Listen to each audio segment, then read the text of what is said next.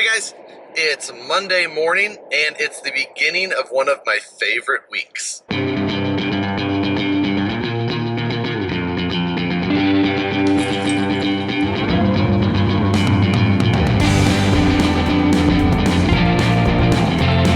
This is one of my favorite weeks because it's the week before an event. Now, it doesn't really matter what the event is. I just always like the week before an event because I have to get prepared, and I'm usually fairly unprepared for the event that's coming up. So it usually takes me all week. Now, this weekend is the NorCal Crawlers second anniversary crawl.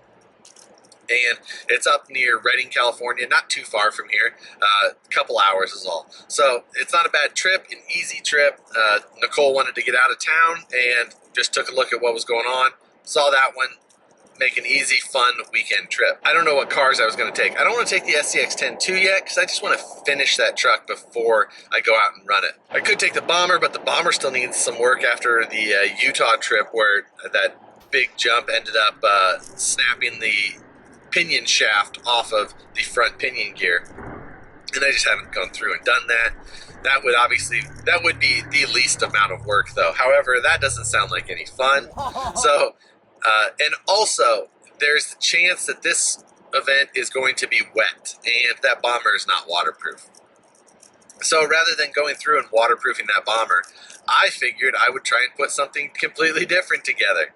Now, I ended up buying this custom rig, I don't know, I bought it a couple of months ago, and I actually bought it from one of the guys that I work with, Dan, and I just told him to just keep it, and there's some things that I wanted to get done to it, you know, swapping some parts out and things like that. So I bought it one day, and I saw it for a few minutes, and other than that, I've never actually really seen it again. So I decided that I wanted to use that rig though. So I texted Dan last night, told him what was going on, told him to bring it in today. I can get a look at it. It's going to need a decent amount of work, I think, before it's ready to go.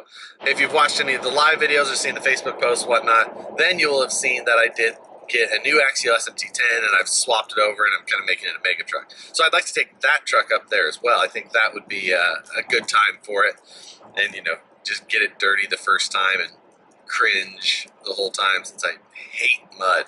I hate mud. So that's the premise of what I've got to get done this week. I always make lists of all of the items that I can remember that I need to get done to the vehicle. So I started that last night. All the things that I need to order, the things that I need to accomplish before it gets in. On the list for this IFS truck, I know that I need to build a new rear axle. I want to look at shocks, figure out what tires and wheels I'm going to run for sure. Servo placement, battery placement, what size batteries that I can run. Hopefully I have those batteries. I need to swap out all of the hot racing stuff that's in the front of this car for some Vanquish stuff. I wouldn't mind picking up a spare set of front Twin Hammers axle shafts. Also have to build a completely new transmission. Of course, there's going to be other items that are just going to pop up while going through those list of things. As far as electronics in the IFS truck, I think I've got a Tekin Rock 412 that's already waterproofed, as well as a Tekin speed control that's waterproofed, ready to go in. So I think I just have to get that physically into the car. I don't know if many of you guys are familiar with my opinions on the Twin Hammer. Generally, it's not super favorable. This is a totally custom truck that has a Twin Hammer's front end in it. I think that's pretty cool. I like the idea and the size of the Twin Hammers. I just hated working on the actual Twin Hammers. Then for the mega truck, that also needs a completely built up transmission. I need to find what electronics that I'm going to put in it. I have a Holmes 4100 Polar Pro that I think I'm going to run for the motor, and then I have to figure out the ESC. The battery, I'll run in the stock spot. I think I've got some 4,000 packs that'll fit in there. I'd like to figure out tire foams for it. I don't know if I'll have time for that. And then I think I just need to make a rear body mount setup for that thing. That one should be much, much easier, but it's also like not as important to take. It's not the one I'm going to run on the trails. So if I get it ready, bonus. If I don't, it's whatever. So that's the game plan for the week. We're going to see exactly how that gets executed as we go. I'm almost into the office. I'm going to get a look at this IFS rig for the second time, I guess, but I'm actually going to pay attention this time since I have an objective for it.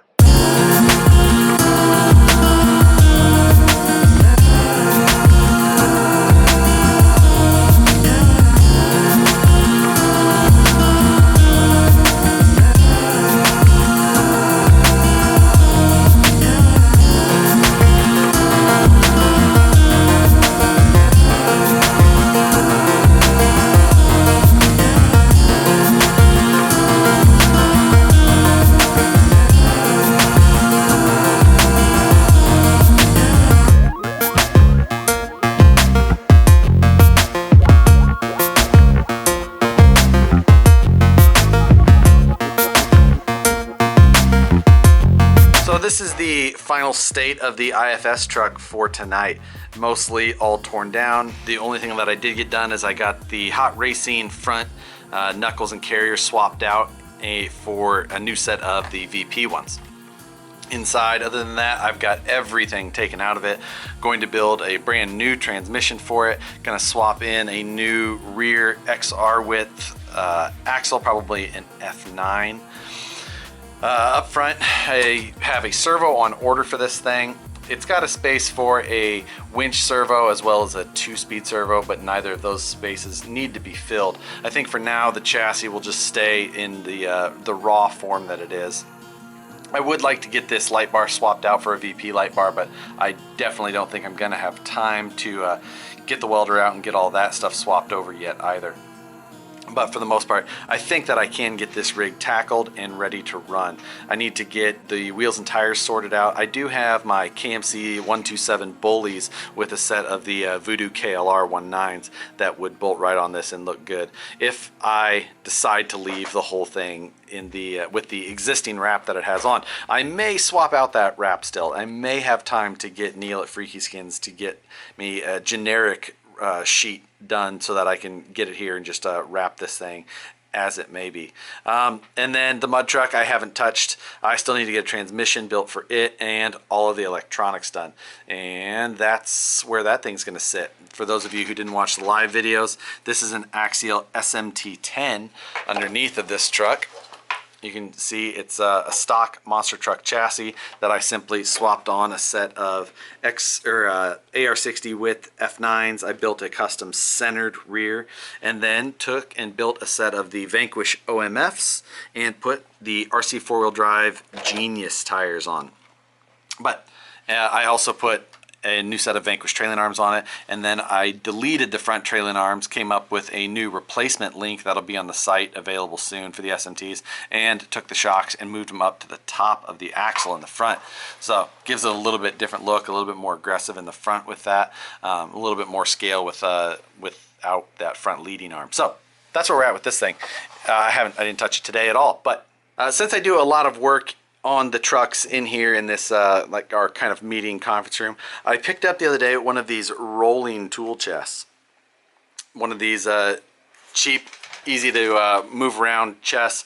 It allows me to have the tools that I need in wherever I need them, especially if I need them like in the office or in here, all that. And then I'm just working on getting everything organized and into the places that it needs. But this was my my latest pickup, and I'm actually pretty happy with it. It was on sale for like 99 bucks, so it's super hard to beat that price. And for what I'm doing, I think that this will work out pretty well. So kind of excited to have another new toolbox. I've got my my double box in the other room, but obviously that's not as mobile. That ends the first day of this long week that I'm really looking forward to. I'm having fun working on this new truck. I'm ready to get it done. So stay tuned. I'll see how the rest of the week pans out.